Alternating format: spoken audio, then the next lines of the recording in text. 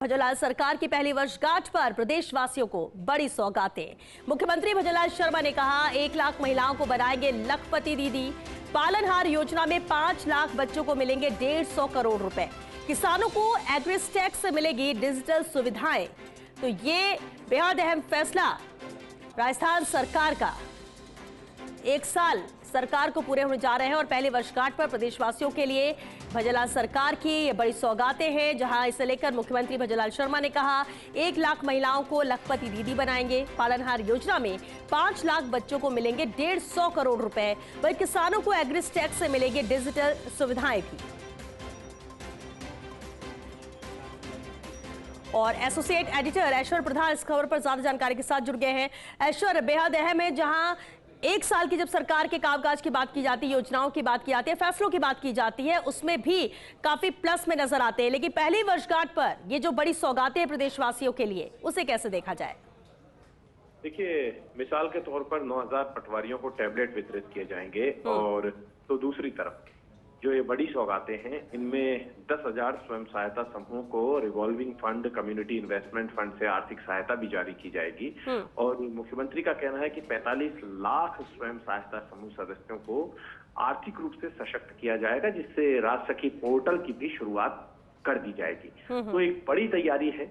इसी के तहत इस वर्षगांठ पर जो श्रमिक हैं, उन्हें 1.5 लाख श्रमिकों को 150 करोड़ रुपए की राशि हस्तांतरित की जाएगी। उसके अलावा 2000 दिव्यांगजनों को स्कूटी वितरित की जाएगी।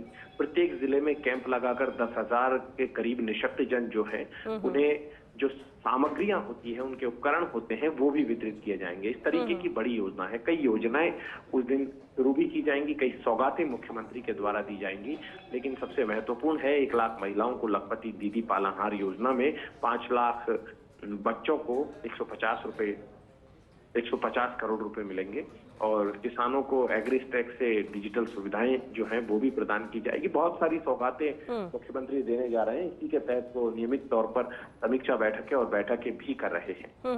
बिल्कुल, क्योंकि अभी पहली वर्षगांठ में वक्त है ऐश्वर्य, और ऐसे में ये कुछ बड़ी योजनाओं जिनको लेकर जिक्र किया, मुख्यमंत्री ने बात भी रखी कि ये सौगातें दी जा रही हैं, इसे कैसे देखा जाए? क्या उपचुनाव के मद्देनजर भी इसे जोड़ के देखा जा सकता है, या इससे इतर ये फैसले सरकार लेने ही जा रही थी? देखिए श्वेता, इसमें सबसे महत्वपूर्ण बात यह है कि सरकार के सामने राइजिंग राजस्थान है और उससे पहले उपचुनाव है।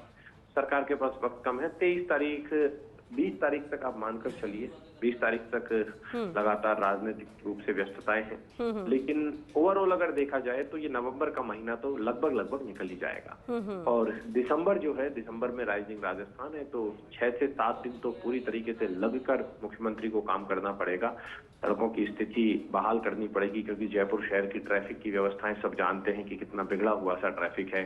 जगह जगह सड़कें भी कई जगह खुदी हुई है, क्योंकि कंस्ट्रक्शन वर्क चल रहे हैं। ये तमाम चीजें भी जल्द से जल्द ठीक करनी पड़ेगी। ट्रैफिक सुधारना पड़ेगा, शहर को सुंदर बनाना पड़ेगा, क्योंकि देश विदेश के जो इन्वेस्टर है वो जयपुर में आएंगे। जयपुर को खूबसूरत से खूबसूरत बनाने की कोशिश की जाएगी। तो उसी के साथ मुख्यमंत्री चाहते हैं कि पहले ही तमाम तैयारियां कर ली जाए, जिससे कि जब सरकार की पहली वर्षगांठ हो तो एक के बाद एक सौगातों का पिटारा खोला जाए। और अमूमन होता यह है कि सरकार 5वें साल में देती है। मुख्यमंत्री भी चाहेंगे कि 5वें साल की बजाय पहले और दूसरे साल में सब कुछ दे दिया जाए और उसके बाद धीरे धीरे करके उनको इम्प्लीमेंटेशन की दिशा में काम किया जाए, उनके क्रियान्वयन की दिशा में काम किया जाए। और यही कारण है कि मुख्यमंत्री एक के बाद एक बैठकें ले रहे हैं। जी चलिए, और इसलिए भी इंतजार है कि कुछ और सौगातें प्रदेशवासियों को मिलेगी। बहुत शुक्रिया ऐश्वर्य आपका इस पूरी बातचीत के लिए।